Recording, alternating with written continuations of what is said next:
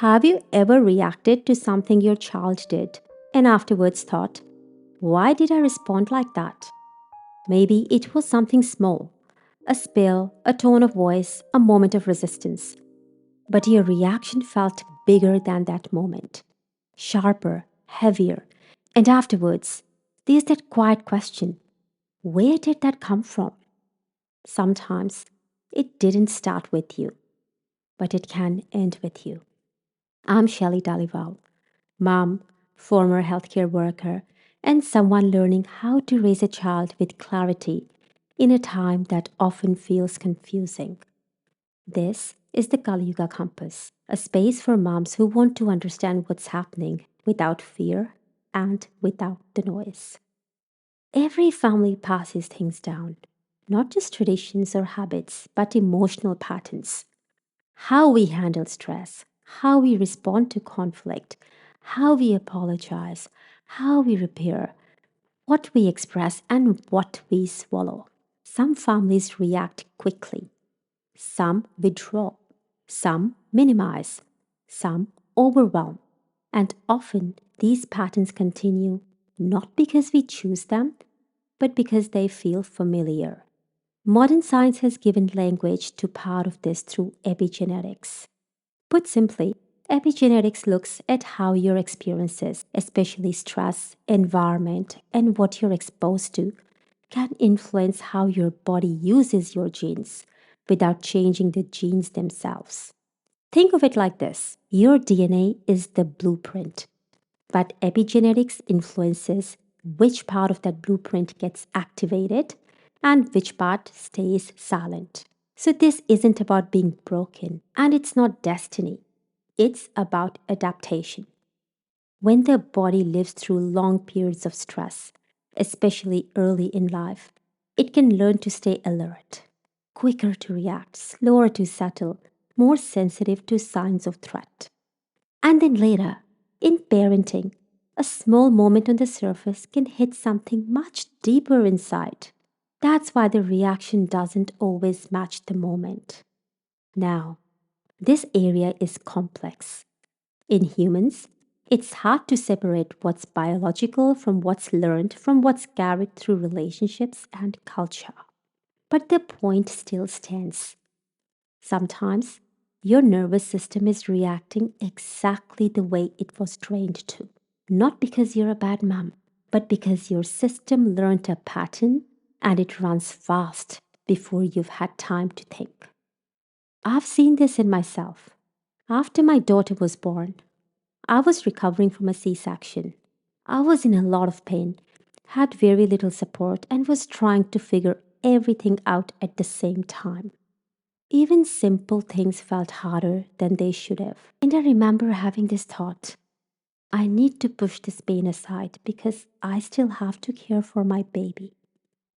So I did. I focused, I functioned, I kept going. But what I didn't realize at the time was that my body had learned something in that moment: to override, to push through, to stay alert. And it didn't just switch off after. I thought I was coping. My body thought I was in survival. So later, when I felt an edge, when I reacted faster than I wanted to, it wasn't just about the moment. It was about my system still operating in a state it had learned to survive. And I had to actively bring myself out of that state by choosing to slow down, even when everything in me wanted to stay switched on. Like just lying down and letting myself rest while my daughter napped. Different traditions describe this differently. Some call it ancestral memory. Some call it karmic patterning. Science tends to describe mechanism. Traditions tend to describe meaning. The language changes, but the observation is similar. We can carry more than just this moment, and that can feel heavy until you realize something important. You don't need to understand every layer. Your power is here, in the moment where you notice your reaction. Because the second you notice it, your choice returns. And every time you choose something slightly different, You interrupt the pattern, not dramatically, quietly. Quietly is how real change begins. It's easy to think change has to be big, but most of the time, it's small. It looks like softening your tone when you would have raised it, pausing when you would have snapped, staying present when you would have shut down, repairing when you would have pretended it didn't happen. And I want to say this clearly. You don't have to be perfect. You just have to repair, because repair is how children learn safety. Repair is how you teach the nervous system a new ending. Here is a simple way to work with this in the moment. Notice, pause, repair. Notice, where do I feel this emotion in my body? Jaw, chest, shoulders? Pause. One breath. Just one. Repair. Choose a different next line. It can be as simple as, let me try that again. Or, I raised my voice. I'm sorry. Or, I'm feeling overwhelmed. I'm going to take a minute and I'll come back. This is not weakness. This is leadership. This is the pattern changing in real time. If you've ever felt like your reactions don't fully make sense, you are not alone. You are not starting from zero. You are working with patterns that have been shaped over time. But you're also in a position to change how they continue. These unwanted patterns, they didn't begin with you, but they can end with you.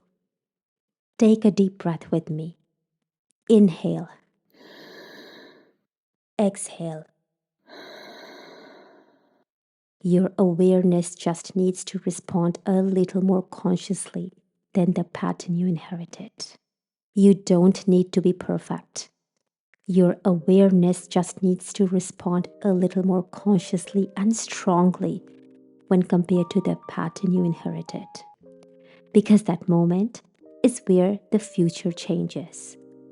Your presence, your attention, your steadiness, that shapes your child's world.